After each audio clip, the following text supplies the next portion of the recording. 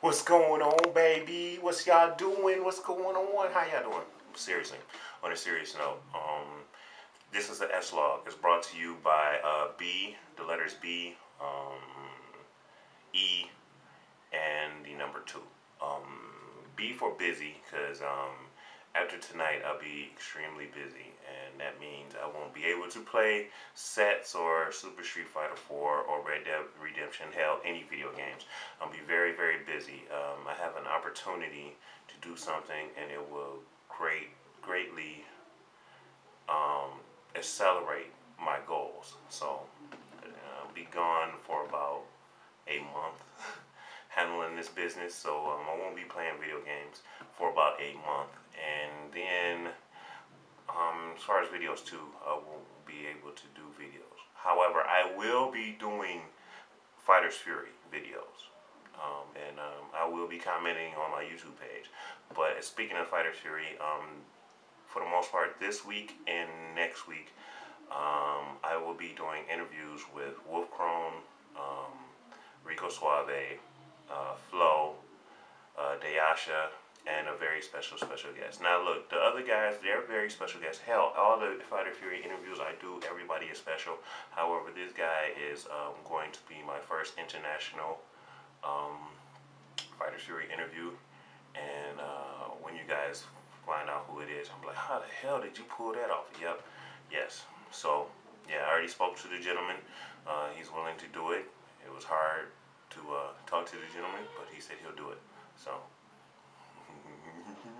your shell. Anyway, on that note, that's about it.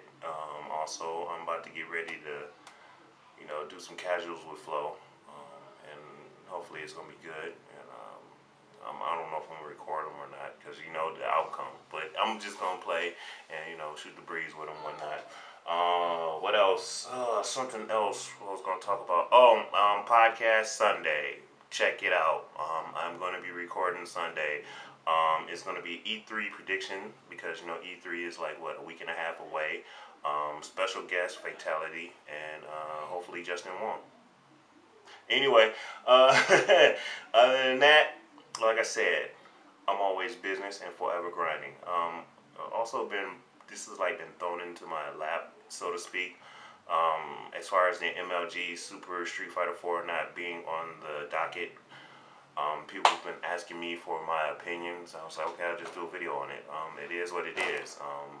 Unfortunately, Super Street Fighter 4 could not be on MLG, and the new CEO, Sundance, I think his name is, he basically said why it couldn't be on the docket. He said he tried to get it on the docket, and he said, some people, he alluded to some people within the industry, within the community was stopping it from coming on to MLG, and did some backstabbing politics. I know who he was talking about, and you don't have to be a rocket scientist to figure out who the hell he was talking about, or what group. Also, he was talking about Capcom Japan, how they felt that they didn't want it on there because the grassroots, it will mess with the grassroots community as the foundation. I see both sides. I understand both sides. It's just that I wish he was better as far as speaking about his feelings about the community. He is a CEO of a corporation, and how are you going to call a whole group of a community, FGC, which is Fighting Game Community, douchebags? I mean, look. We are what we are, but you cannot generalize or label a whole group because you had some misdoings or some shifty dealings in the past. That's like a girl dating out her race, and she has a bad relationship with that person, so now she labels the whole race as dogs. That's ridiculous and asinine at best. So you basically just show where your mindset is, and that's basically infantile, because that was retarded what you just said. Granted, Sundance, I understand where you're coming from wholeheartedly, but the truth to the matter is just that you're a better person than that. You are a CEO of a corporation or a company. You should have handled that a little bit better. Period. I know you're like, who the hell are you? And who, I'm just an average dude with my opinion. Like, you had opinion about us in the community, I have opinion about you.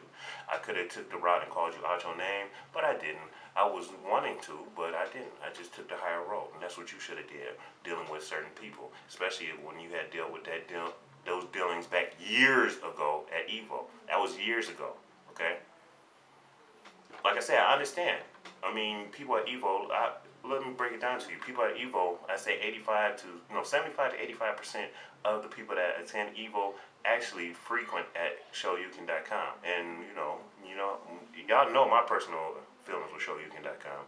ShowYouCan.com is basically, the best analogy I come with is like, it's compared to Lost, the TV show that just stopped. Lost. Well, thing about it is, if you weren't there at the beginning and you just coming in, you'll never understand it. And that's how I feel about Lost, and that's how I feel about SRK.com. If you weren't there in the beginning, you will not understand it. Sure, you can watch it. Sure, you can try to understand it, but you can't understand it, and you won't be acclimated to that system. And that's how it is. I mean, but with being SRK.com, it is the foundation of our community, the FGC community. With that being said, it is not the whole community. And for you to just call the whole community douchebags because you had a bad situation at an event that ShowYouCan.com/Evo was throwing, that's on you. Period. That's how I feel about that. Now on your side, I see your side, and I want to speak about that. Fighting community as a whole, as far as the gamers, they are spoiled and they are ungrateful at times. I mean, just look at what Seb said. I mean, Seb, I respect for everything you do, and the reason why I do that is because I do Fighter's Fury, and I feel the same way. I mean, to a certain extent, because I pay for a lot of stuff. I've had paid for babysitters so I can go meet these people, so I can interview them, and so I can bring it to you without no money coming out your pocket.